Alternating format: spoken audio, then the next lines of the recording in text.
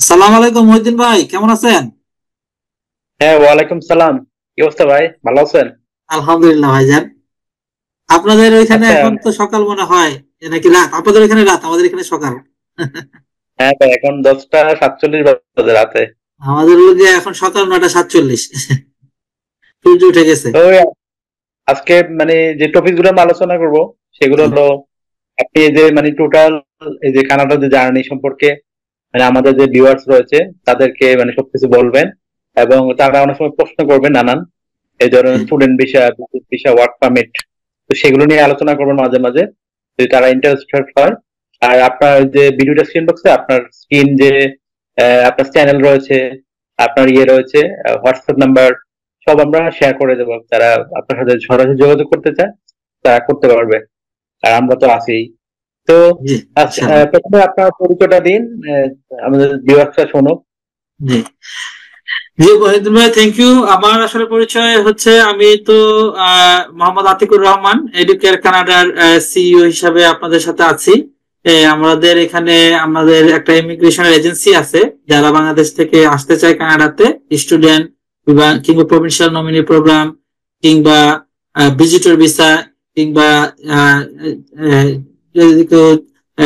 Minor student হিসেবে আসতে চায়, পাইলট প্রজেক্ট গুলোতে আসতে চায়, কেয়ার গিভার প্রোগ্রাম আসতে চায়, এই প্রোগ্রাম গুলোতে আমরা তাদেরকে সাপোর্ট দেই। তো এই হচ্ছে আমার সংক্ষিপ্ত পরিচয়। তো আপনার আমাদের বাংলাদেশের যে মতিঝিল অফিস আছে সেখানে ডিসক্রিপশনে দেওয়া থাকবে, সেটাতে তারা যোগাযোগ করতে পারবে। আর আমি এখানে কানাডাতে আমার যে মেইন অফিস আছে, আমরা থাকি আলবার্টার এডমন্টন সিটিতে আর কি। আমাদের এটা কানাডার আলবার্টা প্রভিন্স, এডমন্টন সিটিতে আমরা আর কি আছি। আচ্ছা, তো আপনি প্রথমে কানাডাতে কিভাবে গেলেন? আচ্ছা, কানাডাতে আমার জার্নিটা যেভাবে ছিল, আমি আসলে এসেছিলাম যখন, সেটা হচ্ছে লং টাইম এগো, 2015-এ। তো আমারটা ছিল হচ্ছে আপনার provincial nominee program, PNP program যেটাকে বলে। তো আচ্ছা। পিএনপি প্রোগ্রামের জন্য আমরা যখন অ্যাপ্লিকেশন করেছিলাম, তখন হচ্ছে আমাদের আপনারা হয়তো জানেন যে আমাদের ফুল ফ্যামিলি কানাডাতে থাকে। আমরা 4টা ভাই কানাডাতে আছি। তো আমাদের এক ভাই আমার জন্য এরকম নমিনেশন দিয়ে অ্যাপ্লিকেশন করেছিল। আলবার্টা নমিনি প্রোগ্রাম এটাকে বলে, AINP, Alberta immigration nominee program. তো ওইখানে অ্যাপ্লিকেশন করার পরে যেটা হয়েছে যে আমরা ল্যান্ডেড পিআর হিসেবে আমরা কানাডাতে এসেছি। পার্মানেন্ট রেসিডেন্টশিপ নামার সাথে সাথে আমাদেরকে দিয়ে দিয়েছিল।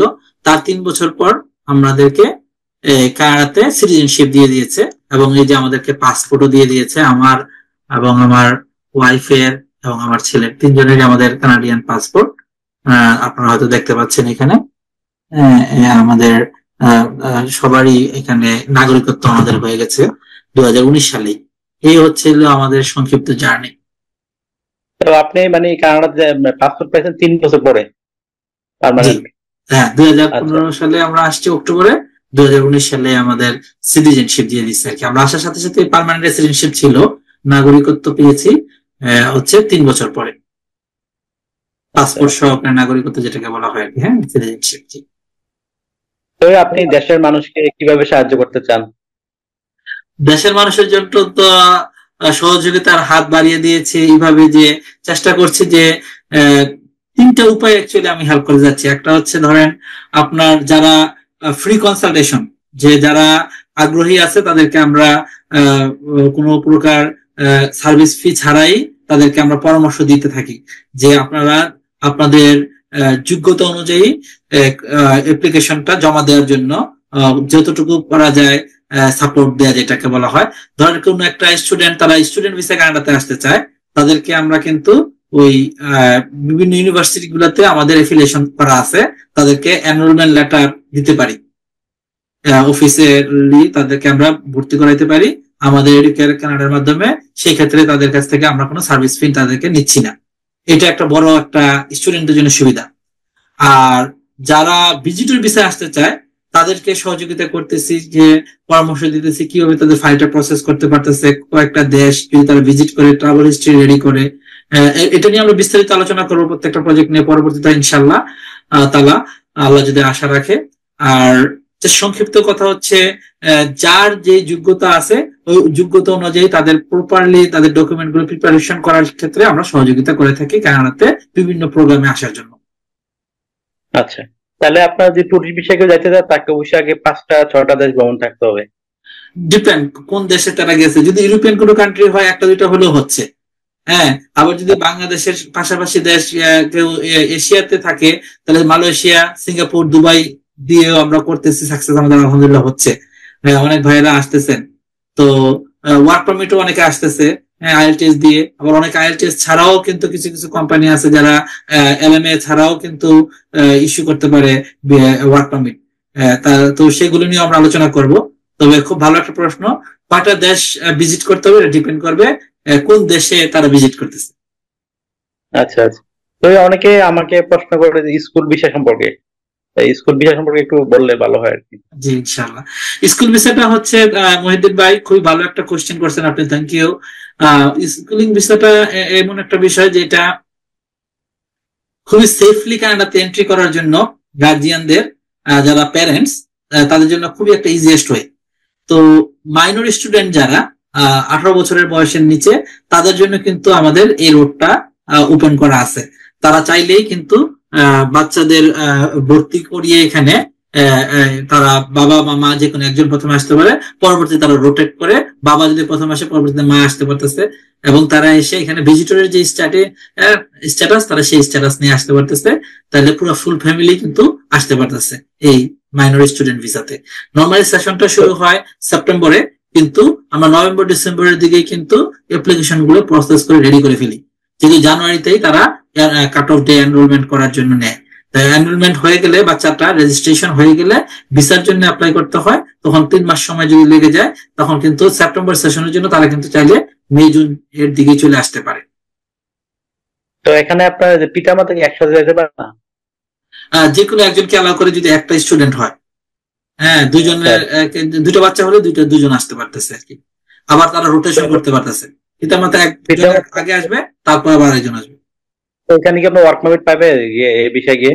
কাজের পারমিশনের জন্য ব্যবস্থা করতে হবে, সেটারও রাস্তা আছে। সেটা হচ্ছে আপনি কানাডাতে যখন হয়ে গেলেন, ইনসাইড ক্যান্ডিডেট হিসেবে আপনি লয়ারের মাধ্যমে অ্যাপ্লিকেশন জমা করতে পারবেন। কাজের পারমিশন যারা প্যারেন্টস আসতেছে তাদের প্রথমে তো কাজের পারমিশন থাকে না, যেহেতু তারা ভিজিটর স্ট্যাটাস। কিন্তু এটাকে তারা যদি কনভার্ট করতে চায়, কোন একটা কোম্পানিতে তারা অ্যাপ্রোচ করলো, সেখানে তারা কিন্তু যদি এলএমএ ইস্যু করে তারা ওয়ার্ক পারমিটে কনভার্ট করে এখানে কাজ করে থাকতে পারবে। আচ্ছা আচ্ছা, তো যারা ধরেন আনস্কিলড, অনেকের কোনো স্কিলে নাই, তো তারা কিভাবে কানাডা কি যাইতে পারবে? যে আনস্কিলদের জন্য ভাইদের জন্য বলি, আপনারা অবশ্যই ভিজিটর ভিসায় কানাডা এসে একবার ঘুরেন, একটু দেখেন নিজেকে কিরকম মনে হয়। তাই ভিজিটের জন্য তো কোনো স্কিলের প্রয়োজন হয় না, যে কোনো মানুষই ভিজিট করতে পারতেছেন। ভিজিট করে এসে আপনি এমপ্লয়ার এর কাছে অ্যাপ্রোচ করেন যে আপনি যে আপনার হয়তোবা কাজের অভিজ্ঞতা নাই, কিন্তু আপনার তো শিক্ষাগত হয়তো কোনো যোগ্যতা আছে, যে পড়াশোনা করেছেন। তো যদি আইটি সেক্টরে পড়াশোনা করে থাকেন তাহলে আইটি সেক্টরের কোনো একটা কোম্পানিতে আপনি যোগাযোগ করে একটা ওয়ার্ক পারমিট ম্যানেজ করে ওখানে কাজের জন্য আপনি কোয়ালিফাইড হলে এলএমআই নিয়ে আপনি কিন্তু ওয়ার্ক পারমিট পেতে পারেন, এবং সেখান থেকে পার্মানেন্ট রেসিডেন্সিপও পেতে পারেন। আচ্ছা আচ্ছা, বুঝতে পারছি। তো আপনার আরো যে বিষয়গুলো হলো, ধরেন এই যে যারা মধ্যপ্রাচ্যে থাকে, ঠিক আছে, দুবাই, সিঙ্গাপুর, তারাও যাইতে চায়, জি, তো তাদের জন্য মানে ধরেন ভিজিট ভিসা কত টাকা খরচ হতে পারে? আচ্ছা, ভিজিট ভিসার খরচটা তো খুবই অল্প। বিষয়টা হচ্ছে আপনার অ্যাপ্লিকেশন ফি, লয়ারের ফি, এই দুটাই মেন খরচটা বেশি না। $100 লাগে হচ্ছে অ্যাপ্লিকেশন ফি, $85 লাগে বায়োমেট্রিক ফি, 185। লয়ার ফি হয়তো বা কম বেশি ডিপেন্ড করবে কোন লয়ার যারা করতেছেন। তো এত অল্প টাকা দিয়েই কিন্তু আপনি পারেন একটা কানাডার মতো একটা দেশে ভিজিট ভিসার জন্য অ্যাপ্লিকেশন করতে। আচ্ছা আচ্ছা, বুঝতে পারছি। তো আমাদের 185, জি। আমাদের যে ক্লায়েন্টরা অনেক হয়তো আমরা আরো প্রশ্ন আসতে পারে সামনে, আমরা যখন ভিডিও পাবলিশ করব তখন আপনি আবার আমরা যদি সময় হয় তো আমরা আবার সাক্ষাৎকার নেবো আপনার, তাদের প্রশ্ন উপর ভিত্তি করে কিরকম আমরা দেখি আর তাদের সাড়া হয়, তখন এটার উপর আমরা ভিত্তি করে আপনাকে আবার আমরা সাক্ষাৎকার নিবো আর কি। ইনশাআল্লাহ ভাইজান, মহিউদ্দিন ভাই অনেক ভালো লাগলো আপনার সাথে কথা বলে। দোয়া রাখবেন, আপনাদের জন্য দোয়া রইল। হ্যাঁ, আপনাদের ওই যে আপনার চ্যানেলে যে লিঙ্ক রয়েছে ইডুকেয়ার কানাডা, ওইটা আমরা ভিডিও ডেসক্রিপশনে দিয়ে রাখবো, যারা সাবস্ক্রাইব করে অটোমেটিক আপনাকে সরাসরি ওখানে দেখতে পারবে আপনি কানাডা কি করেন না করেন। জি ইনশাল্লাহ। আর আমি আমাদের কানাডার ওয়েদারটা যদি আপনারা দেখতে চান, একটু কানাডার ওয়েদারটা দেখাচ্ছি, দেখেন আজকে চমৎকার বিকেল আবহাওয়া। এখানে এই যে বাইরে আপেল গাছ, চেরি গাছ এগুলো দেখতে পাচ্ছেন, সূর্য উঠে গেছে, এই এডমন্টনে আমরা আছি আর কি। আচ্ছা আচ্ছা, ঠিক আছে ভাই, ধন্যবাদ আপনাকে। আবার পরবর্তীতে আবার আপনার সাথে আবার কথা হবে আমার। মহিউদ্দিন ভাই, আল্লাহ হাফেজ, ভালো থাকবেন। ঠিক আসসালামু আছে, আলাইকুম। টেক কেয়ার করুন। হ্যাঁ, ওয়ালাইকুম সালাম। আল্লাহ হাফেজ।